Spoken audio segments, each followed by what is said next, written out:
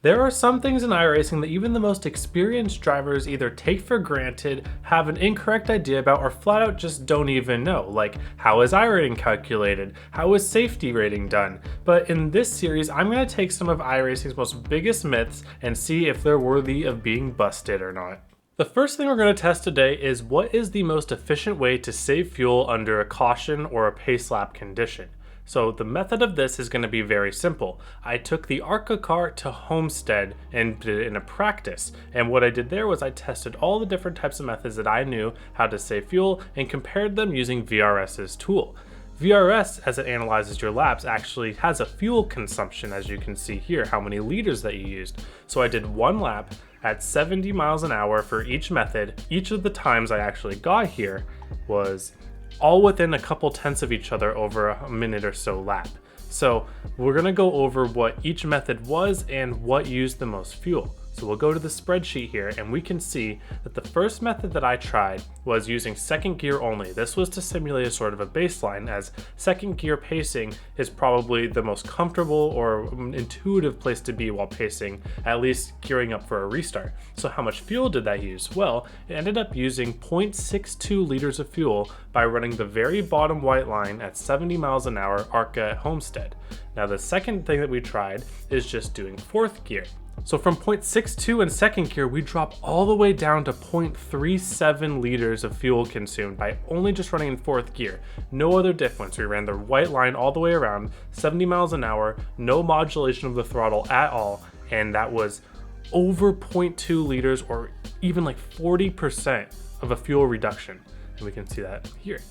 And so the third method that we tried was just another sort of baseline where we tried the clutch. So second gear plus clutch, we used 0.38, so it was almost the same amount of fuel. So we went overshot the 70 miles an hour a little bit, and then we clutched until it kind of rolled back. And we did that back and forth, and that was sort of the method, but I used the pace car or a simulated pace car so that I stayed on the average of 70 miles an hour the whole way around so that it could be very doable under pacing.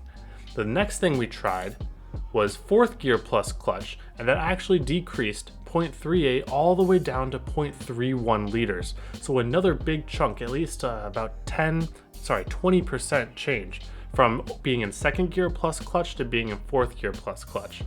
And then the final changes that we did that we have heard from people that is the most saving of the fuel is going to be fourth gear plus clutch, but also turning the car off as you clutch. I guess you don't really need to clutch if you're turning the car off, but neither here nor there.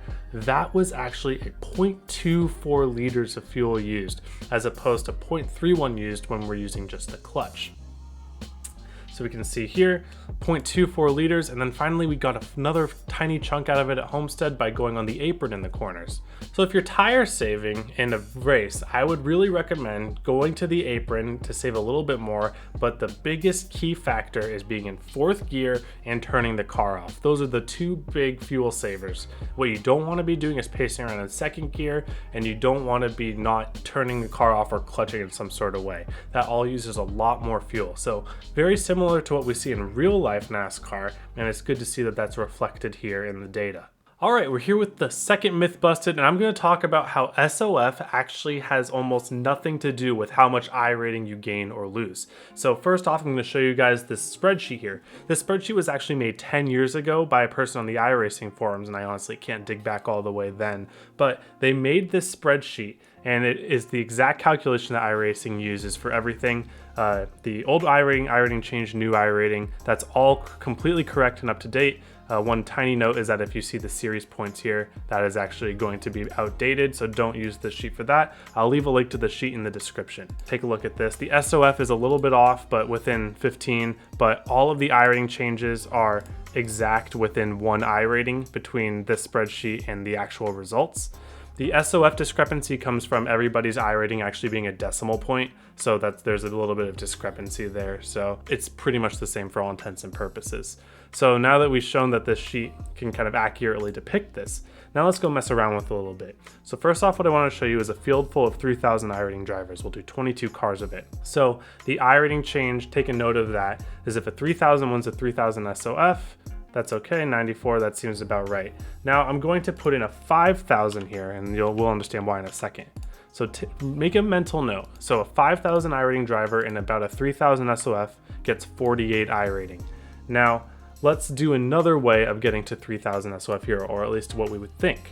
So let's make half the drivers 5,000.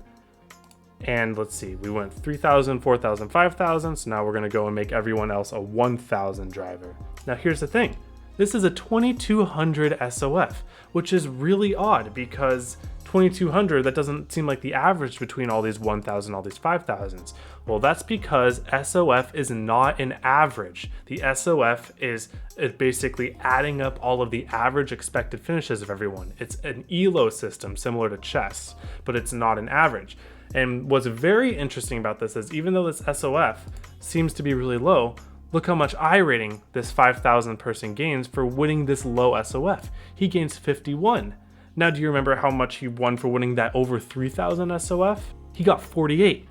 So the 5,000 iRating driver got less iRating for winning a 3,000 SOF than for winning a 2.2 thousand SOF. Now, why is that? Because there was more competition. There was more 5,000 iRating drivers, so the expected average finishing position increased for the 5,000 iRating driver. There are more people that are at his level. And all that matters for iRating change, regardless of what the SOF says, is the average expected finishing position. So you see it's 6.7 here, and if we go back, it's a 6.4.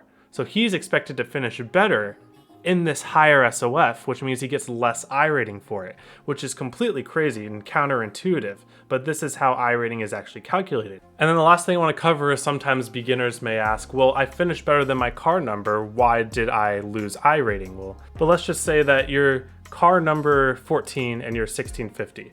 So let's pretend that Mr. 1450 finished up here and Mr. 1650 finished down here. So even though Mr. 1450 finished he was number 22 in the race, but he finished 14th. He's still losing iRating because the iRating variance between the drivers isn't that much. So their expected finishing positions don't differ that much. There's not one person here that has a expected finishing position worse of 13th. So basically everybody, regardless of what their car number is, gonna lose iRating if they finish below their expected finishing position, or in this case 13th. And with beginners, a lot of you guys are in splits that are very tightly packed, so that's even gonna be more true there. Leave a comment below if there are any iRacing myths or things that you have heard that you want to see tested and potentially busted or confirmed. Alright, thank you all for watching. Hope you all have a wonderful day, and I hope to see you all on the track.